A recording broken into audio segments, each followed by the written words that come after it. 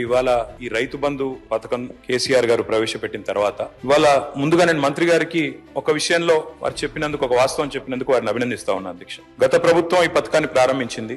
72,000 కోట్ల పైచిలకు దాదాపు 73,000 కోట్ల రూపాయలు గత ప్రభుత్వం నుంచి రైతుల ఖాతాల్లో జమ అయినాయి. అదే మాదిరిగా మరి మేము మా ప్రభుత్వం వచ్చిన తర్వాత ఒక దఫా మాత్రమే డబ్బులు ఇచ్చాము, 7,600 కోట్లు 2 పంటలకు గాను ఒకసారి ఇచ్చాము, వానాకాలం ఇవ్వలేదు అని చెబుతూ ఎట్లా మొత్తం 80,000 కోట్లు ఎట్లా ఇచ్చామని చెప్పారు. అందులోనే గౌరవ మంత్రి గారు ఒక మాట ఇక్కడ చెప్పారు అధ్యక్ష, ఏదో దుర్వినియోగం జరిగిపోయింది, 21,283 కోట్ల దుర్వినియోగం జరిగింది అన్నట్టుగా వారు ఒక ఖాతా ఇచ్చారు. దయచేసి మంత్రి గారు నేను కోరుతా ఉన్నా, మీరిచ్చిన 2వ పేజీ దయచేసి ఒకసారి చూడండి. అందులో మీరిచ్చిన దానిలోనే ఏం రాశారు అధ్యక్ష?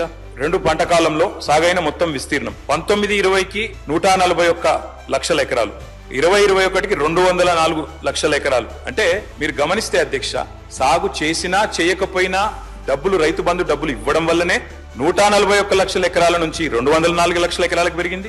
ఆ తర్వాత 212 లక్షల ఎకరాలకు పెరిగింది. ఆ తర్వాత మళ్ళీ 206, అంటే 2,06 లక్షల ఎకరాల పెరగడానికి కారణం గౌరవ మంత్రి గారు, మేము సాగు విస్తీర్ణం పెరగాలన్న ఉద్దేశంతో ఇచ్చినాం కాబట్టే విస్తీర్ణం పెరిగింది అన్నమాట దయచేసి మీరిచ్చిన లెక్కల్లోనే ఉన్నది. ఎన్నికల కోడ్ వచ్చింది కాబట్టి ఆనాడు రైతు బంధు మా ప్రభుత్వంలో ఉన్నప్పటికీ 11 సీజన్లు ఇచ్చినాం అధ్యక్ష. 12వ సీజన్ ఇవ్వకపోతే ఎలక్షన్ కోడ్ వచ్చింది, ఆగింది. మరి మీరేమన్నారు అధ్యక్ష? డిసెంబర్ 3కు ముందు తీసుకుంటే 5,000, డిసెంబర్ 3 తర్వాత తీసుకుంటే 7,500. ఇప్పుడు మీరు చెక్కినప్పటికీ లెక్క ప్రకారం ఇచ్చినారా అధ్యక్ష? 7,500 ఇచ్చారా? మంత్రి గారు చెప్పాలా? ఇవ్వలేదు అధ్యక్ష.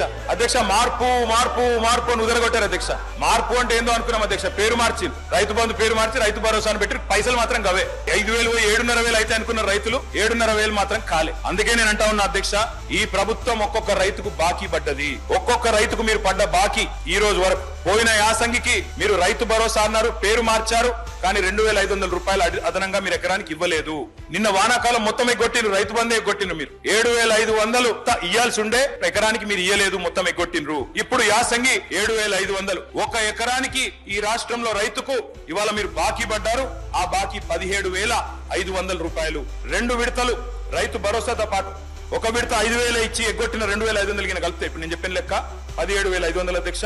మొత్తం 70 లక్షల రైతుల లెక్క తీసుకుంటే మీరు రైతులకు పడ్డ బాకీ ఎంత అంటే 26,775 కోట్లు ఖచ్చితంగా కట్టియాలని చెప్పి బీఆర్ఎస్ పార్టీ తరఫున మేము మిమ్మల్ని రిక్వెస్ట్ చేస్తా ఉన్నాం అధ్యక్ష. ఇప్పటిదాకా మా సోదరుడు పెద్దపల్లి ఎమ్మెల్యే గారు కూడా మాట్లాడారు అధ్యక్ష, రుణమాఫీ అయిపోయింది, మొత్తం జరిగిపోయింది. అధ్యక్ష వాస్తవం ఏంది అధ్యక్ష? రుణమాఫీ వీరు ఎన్నికల సమయంలో ఏం చెప్పారు అధ్యక్ష?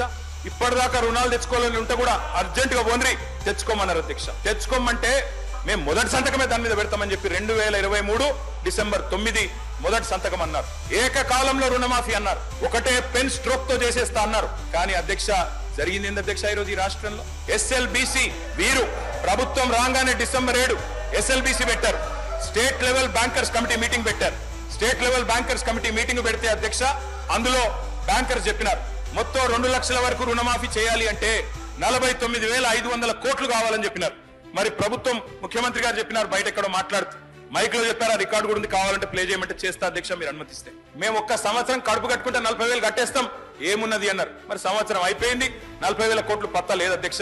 మరి కడుపు కట్టుకున్నారా, కట్టుకోలేదా, ఇంకేం చేసిండ్రో మాకు తెలియదు అధ్యక్ష, వారు చెప్పాలి. రైతులు, తెలంగాణ రైతులు మనందరం గర్వపడే విధంగా వారు కూడా వ్యవసాయం చేసినారు. 2013-14లో మొత్తం బియ్యం ఉత్పత్తి రాష్ట్రం నుంచి 57 లక్షల టన్నులు, అది 23-24 నాటికి 1,68,00,000 టన్నులకు పెరిగింది అధ్యక్ష. మొత్తం ఉమ్మడి రాష్ట్రంలో ఆనాడు ఉమ్మడి ఆంధ్రప్రదేశ్ లో 2013-14 ఏపీ తెలంగాణ 2 కలిపి కూడా FCIకి మొత్తం జోకిన ధాన్యం 81 లక్షల టన్నుల అధ్యక్ష. కానీ దక్కడి నుంచి 2021 వస్తే కేవలం 6 ఏళ్లలోనే 95 లక్షల టన్నులు ఒక్క తెలంగాణ రైతులు పండించిన ధాన్యమే FCI కొనలేక చేతులెత్తేసే పరిస్థితి వచ్చిన మాట వాస్తవమా కాదా? మా గౌరవ వ్యవసాయ మంత్రి గారు నేను అడుగుతా ఉన్నా అధ్యక్ష. 10 ఏళ్లలో మొత్తం 10 ఏళ్లలో కేసీఆర్ గారి ప్రభుత్వంలో రైతన్నల నుంచి మా ప్రభుత్వం కొనుగోలు చేసిన ధాన్యం విలువ 1,34,000 కోట్లు అధ్యక్ష. 1,34,000 కోట్లు అనే మాట నేను విజ్ఞప్తి చేస్తా ఉన్నా. 24 గంటల కరెంట్ ఇవ్వలేదు అని మాట్లాడిండు. ఇదే హౌస్ లో మీ డిప్యూటీ సీఎం గారు ప్రవేశపెట్టిన శ్వేతపత్రంలో నుంచే కోట్ చేస్తున్నా. మీ డిప్యూటీ సీఎం గారే చెప్పిండ్రు, కేసీఆర్ గవర్నమెంట్ లో అత్యధికంగా యావరేజ్ గా 19.2 గంటల కరెంటు, 24 గంటల కరెంటులో యావరేజ్ 19.2 అవర్స్ ఇచ్చినామని చెప్పి మీ డిప్యూటీ సీఎం చెప్పిండ్రు. కావాలంటే మీరు పోయి మీ డిప్యూటీ సీఎం తో పంచాయతీ పెట్టుకోండి, ఆయన అట్లా ఎందుకు చెప్పినా అడుక్కోండి. ఇంకొక మాట, లాగ్ బుక్ లో అన్నారు అధ్యక్ష. మేము అంటున్నా అధ్యక్ష, ఇవాళ కాంగ్రెస్ ప్రభుత్వం ప్రకటనలు గుప్పిస్తున్నది, ఎక్కడ చూసినా ఇవాళ మొత్తం కాంగ్రెస్ ప్రకటనలే కనబడుతున్నాయి. అందులో ఏం చెప్తున్నారు అధ్యక్ష? 24 గంటల కరెంటు. నేను వెంకటరెడ్డి గారిని అడుగుతున్నా, ఈడికెళ్ళి మీ సభ వాయిదా వేయండి అధ్యక్ష, బస్సులు అందరం పోదాం, నల్గొండ జిల్లాకే పోదాం. ఈ రోజు ఏ ఒక్క లాగ్ బుక్ లోనన్నా 24 గంటల కరెంటు వస్తున్నట్టు చూపెడితే మేము మొత్తం శాసనసభాపక్షం రాజీనామా చేస్తామని చెప్పి నేను ఆయన అడుగుతా ఉన్నా అధ్యక్ష.